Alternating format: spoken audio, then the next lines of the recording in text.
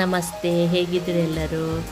ಚೌತಿಯ ವೀಡಿಯೋಗಳನ್ನೆಲ್ಲ ಹಾಕ್ತಾಯಿದ್ದೀನಿ ನೋಡಿ. ನಾನು ನಿನ್ನೆ ಕೃಷ್ಣ ಮಠಕ್ಕೆ ಮತ್ತು ಅನಂತೇಶ್ವರಕ್ಕೆ ಹೋಗಿ ಬಂದಿದ್ದೆ. ಇದು ನೋಡಿ ಕುಂಬಾಸಿ ಗಣೇಶ್ವರ. ಆನಂತರ ಅಲ್ಲಿಂದ ಸಂಜೆ ಪುನಃ ನಾನು ವಿಡಿಯೋ ಶೂಟ್ ಮಾಡ್ಕೊಂಡ್ಬಂದೆ. ಅಕ್ಕನ ಮನೆಯಲ್ಲಿಯೂ ಗಣಪತಿ ಇಟ್ಟಿದ್ರು, ಅಲ್ಲಿಗೂ ಹೋಗಿ ಬಂದಿದ್ದೆ. ಅನಂತೇಶ್ವರದಲ್ಲಿ ಮುಂಚಿನ ಅವತ್ತೇ ಗಣಪತಿ ಹೋಮಕ್ಕೆಲ್ಲ ತಯಾರಿ ಮಾಡಿದ್ದನ್ನು ನೋಡ್ಕೊಂಡ್ಬಂದು ನೀವು. ಎಷ್ಟು ಚೆನ್ನಾಗಿ ಸೆಗಣಿ ಸಾರಿಸಿ ರಂಗೋಲಿ ಹಾಕಿ ಹೋಮಕುಂಡಗಳನ್ನು ರೆಡಿ ಮಾಡಿ ತುಂಬ ಚೆನ್ನಾಗಿ ರೆಡಿ ಮಾಡಿಟ್ಟಿದ್ರು. ಖುಷಿಯಾಯಿತು ನೋಡಿ ನನಗೆ. ನೋಡಿ ಎಷ್ಟು ಚೆನ್ನಾಗಿ ರೆಡಿ ಮಾಡಿಟ್ಟಿದ್ರು ಅಂತ. ಮಾರನೇ ದಿವಸ ಹೋಮಕ್ಕೆ ನೋಡಿ. ಆನಂತರ ಅಲ್ಲಿದ್ದು ಅಥರ್ವ ಶೀರ್ಷ ಹೋಮ ಅಥವಾ ಗಣಪತಿ ಹೋಮನ ಗೊತ್ತಿಲ್ಲ, ಮಾಡ್ತಾ ಇರೋದನ್ನು ನೋಡ್ಕೊಂಡು ಬನ್ನಿ.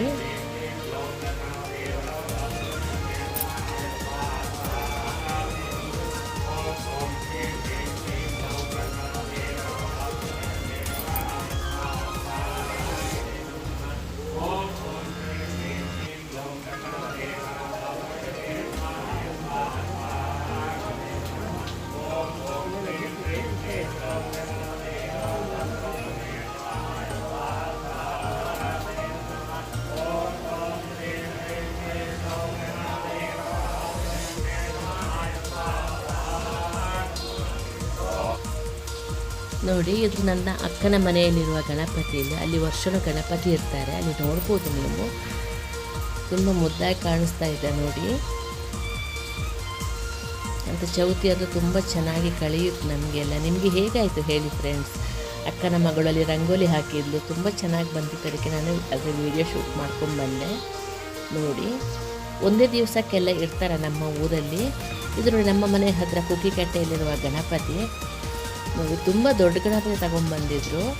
ಆನೆಯ ಚರ್ಮದ ಕಲರೇ ಇತ್ತು, ತುಂಬ ಚೆನ್ನಾಗಿತ್ತು. ಹತ್ತಿರದಿಂದ ನೋಡಬೇಕಿದ್ರೆ ಸಂಜೆ ರಂಗಪೂಜೆ ಎಲ್ಲ ಆಯಿತು, ನೋಡ್ಕೊಂಡ್ಬನ್ನಿ.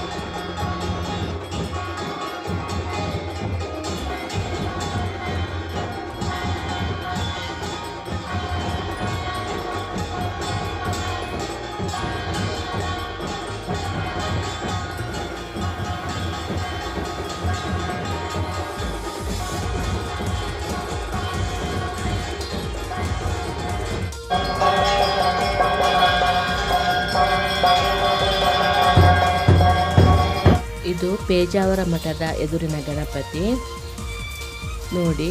ನಂತರ ರಾಯರ ಮಠದ ಗಣಪತಿ ಹತ್ರ ಬಂದ್ವಿ. ತುಂಬ ಮಳೆ ಬರ್ತಾಯಿತ್ತು, ಆದ ಕಾರಣ ಜನಸಂದಣಿ ಜಾಸ್ತಿ ಏನೂ ಇರಲಿಲ್ಲ. ರಾಘವೇಂದ್ರ ಮಠದ ಗಣಪತಿ ನೋಡಿ ತುಂಬ ಚೆನ್ನಾಗಿದೆ. ಶಿರೂರು ಮಠದ ಒಳಗೂ ಒಂದು ಗಣಪತಿ ಇರ್ತಾರೆ ನೋಡಿ, ಅಲ್ಲಿಯ ಗಣಪತಿ. ಇದು ಕೃಷ್ಣ ಮಠದ ಬಡಗು ಮಾಳಿಗೆಯಲ್ಲಿರುವ ಗಣಪತಿ, ನೀವು ನೋಡ್ಬೋದು.